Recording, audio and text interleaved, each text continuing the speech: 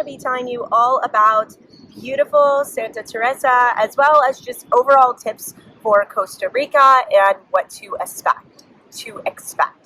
So first, to start off about getting here, specifically Santa Teresa. So there is one main airport in Costa Rica, and that is the international airport. That's going to be San Jose. Then there are 3 smaller airports that you can also take a 30-minute flight to from there. Now, the important thing to note about this is shuttles, taxis, any type of shared ride here in Costa Rica is really expensive. So whether you're just going for 20 minutes to the airport, it could cost you easily $60.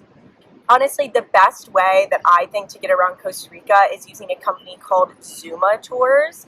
And what they do is you will take a private shuttle, then a speedboat, and then another private shuttle. Because of the way that Costa Rica is, by including some water, you're able to cut down on time. Now, most of their shuttle programs are around 50 to 90 US dollars, and they cut off usually about 2 hours. Now, if you do decide to go the other route with the smaller flight, it's going to cost you around $130, and then you are also going to have to pay for the shuttle.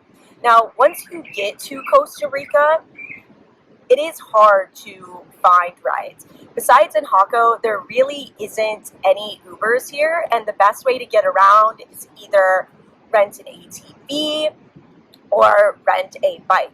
Now, personally for me, I don't feel comfortable driving either one of those, so I did a lot of hitchhiking here in Costa Rica, and that is super, super normal in Santa Teresa.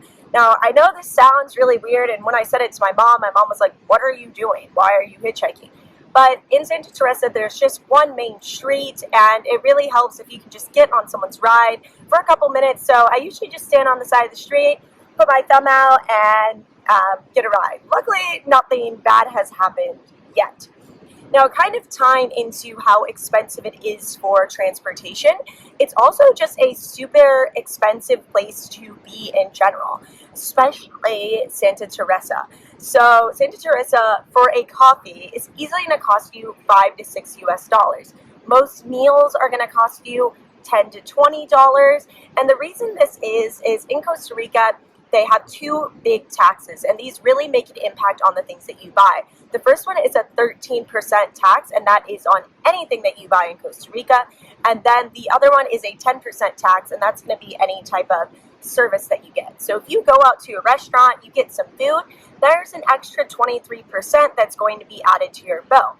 So I found myself at most times in Costa Rica, I'm spending usually $20 every time I sit down, and that's just for a drink and just for a small meal. It is a very, very expensive place, and I find the prices almost comparable to what I was spending in New York or even in Florida or California, especially for the drinks for some reason.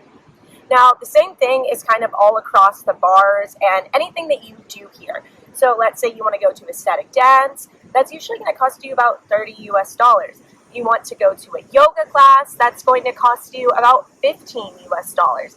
So things are definitely on the higher end of price. The things that you can do to cut down the cost a bit is definitely eat at these restaurants called sodas. Now, soda, I'm not exactly sure what it means, but it's just they are local restaurants, and usually you can find something there for about $5 to $8. And the food is super great. So I ate a lot of times at sodas just to bring down the overall price. I did find that buying groceries here was really expensive. For example, for a can of peanut butter, I paid $8 US dollars. So it does add up rather quickly, but with a combination of eating at home and eating at some sodas, and then a couple nice restaurants here and there, it's really not that bad. But if you are someone that you like to eat out the whole time, at minimum, it's going to cost you $30 US dollars a day.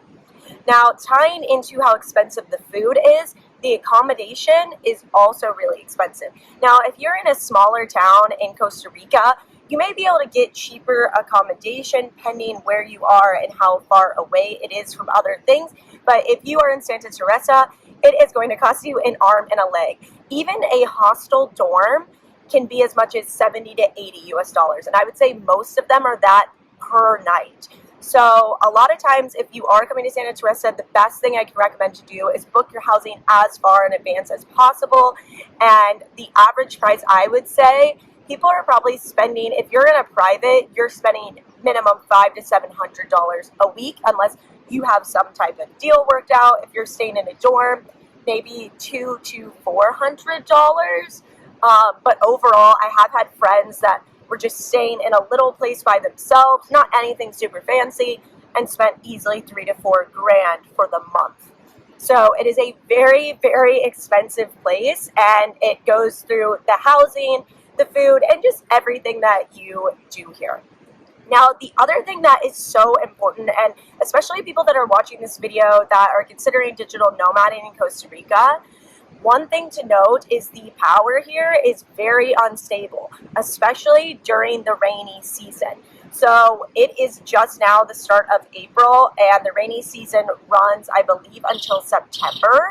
And the power last week went out 4 out of 7 of the nights, and it stayed out, I would say, at least for 5 hours at a time. And right now I am staying at a Selena, but even with Selena's generators, it was still out for extended periods of time. Now, this can be a huge issue if you are working online. That's why if you do come to Costa Rica, much like the power, the internet is super unstable as well. So I would recommend staying at a Selena just because they do have the generators. And though the power has gone out, I haven't ran into many issues as far as it going out when it is during the day or something that is important. Now, the other thing to note, because the power is so unstable and the internet is so wishy-washy, I haven't been working in cafes in Santa Teresa or anywhere else in Costa Rica. I've just been joining a co-work, and the one here, it's $60 a week or $150 for the month. And to be honest, I think it is so worth it, like just for sure having power. And it's kind of cool at this Selena, particularly because everyone is in beachwear, and you can go take a dip in the pool, and a lot of times I will come out and just take a little break. Now, to kind of tie all of this together, overall, as far as Costa Rica as a digital nomad destination, I do find it to be a bit more transient than other places. For example, in Buenos Aires, most people would stay a month to 3 months, but I found that here in Costa Rica, most people are staying a week or 2 weeks, or honestly, in some cases, maybe just a couple days.